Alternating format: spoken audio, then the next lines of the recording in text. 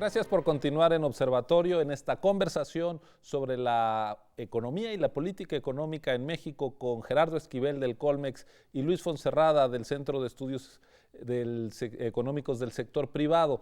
Hemos estado charlando sobre las definiciones en materia hacendaria, cuáles deberían de ser los criterios para el gasto, para la recaudación, pero hay un área, Gerardo, Luis, que es muy importante en todas las economías, que no solo es la política hacendaria, sino la política monetaria. En México le dimos autonomía constitucional desde hace ya un par de décadas al Banco de México y se volvió pues un ente público, pero al cual el público no voltea a ver mucho. Yo quisiera cerrar esta conversación con una evaluación del impacto de las decisiones de la Junta de Gobierno del Banco de México en la economía, en el día a día de las familias. Gerardo.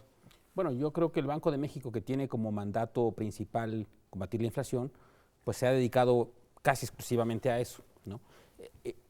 Es una situación muy peculiar, porque no lo podemos culpar en el sentido estricto, porque ese es su mandato, es decir, es lo que decidió la legislación, los legisladores en su momento decidieron que ese era su mandato. Yo creo que dado eso lo ha hecho relativamente bien. Ahora, tendríamos que preguntarnos si eso es lo que tendría que estar haciendo un banco central. Y nuevamente aquí apelo a la evidencia internacional. Los bancos centrales en los países desarrollados no hacen solo eso, también se preocupan un poco por la situación del empleo y el crecimiento. Y me parece que en algunos momentos en el tiempo, en años recientes, particularmente en 2009, el Banco de México cometió en la búsqueda de su objetivo inflacionario una serie de decisiones equivocadas, subió la tasa de interés cuando todo el mundo la estaba bajando, eso permitió, me parece, que la crisis del 2009 fuera mucho más profunda, y por otra parte permitió una cosa que de hecho aún ahora está vigente, que es el movimiento del tipo de cambio. Es decir, tenemos un diferencial de tasas de interés con Estados Unidos que atrae muchos flujos de capital, que hace que se aprecie. El Banco de México interviene y compran bonos, y ahora una gran cantidad de recursos están en poder de extranjeros, lo cual no es una cuestión de chauvinismo. El punto de eso es que se pueden ir en cualquier momento. Es decir, una turbulencia internacional puede hacer que salgan de la noche a la mañana, y eso sí puede poner en riesgo la estabilidad cambiaria. Entonces me parece que ahí el Banco de México de repente tiene estas cosas que no justifica plenamente, que creo que subestiman los riesgos, y me parece que tiene que ver con la forma en que toman decisiones, me parece que tiene que ver con la composición de su Junta de Gobierno, que está hecha básicamente de gente formada en el Banco de México con una sola visión, que no toma en cuenta necesariamente opiniones que suelen discrepar, alternativas, en fin. Y en ese sentido me parece que de repente ocurre este tipo de decisiones, particularmente en 2009, y ahorita creo que tenemos el riesgo de una gran cantidad de recursos propiedad de extranjeros. Tipos de interés, tipo de cambio, bonos en manos de extranjeros. Sí. ¿Cuál es su evaluación? Este tema que acaba de tocar Gerardo yo creo que es crítico.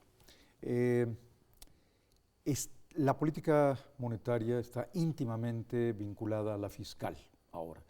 Y de hecho la fiscal está de alguna manera, Ciro, subordinando a la política monetaria en este sentido.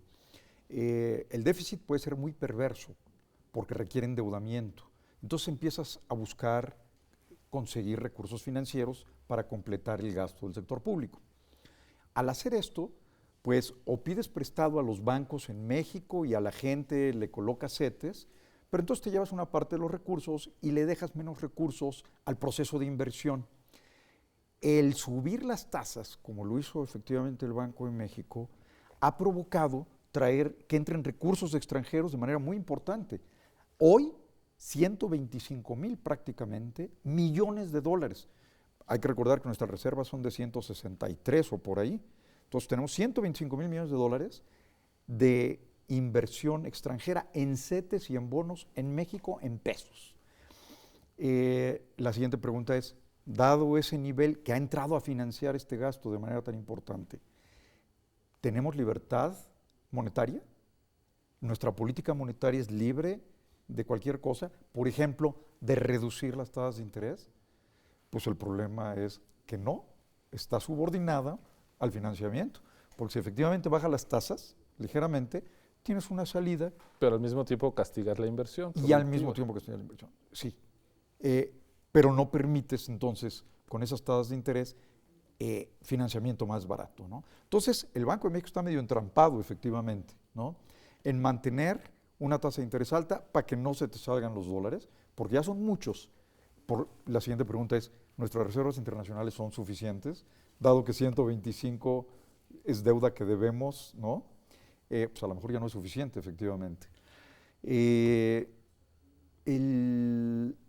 por supuesto, esta entrada adicional de dólares tiene un efecto que puede ser muy nocivo para la industria mexicana porque te revalúa el tipo de cambio, ¿no? Y te encarece los productos fuera y abarata las importaciones. Bueno, creo que en esta última ronda me han ayudado a identificar un tema de la agenda nacional, que es de lo que se ocupa este programa, que no es muy discutido, que es justamente la política monetaria, los riesgos que le genera al desempeño del conjunto de la economía. Y la política monetaria no es brujería ni debe ser tema solo de unos cuantos enterados, sino que debe ser parte de la discusión abierta, democrática, bien informada. Les agradezco mucho la contribución esta noche a entender los desafíos económicos del país y cómo van marchando las definiciones en estos primeros semanas de sexenio y meses de legislatura. Muchas gracias a los dos, muchas gracias a usted.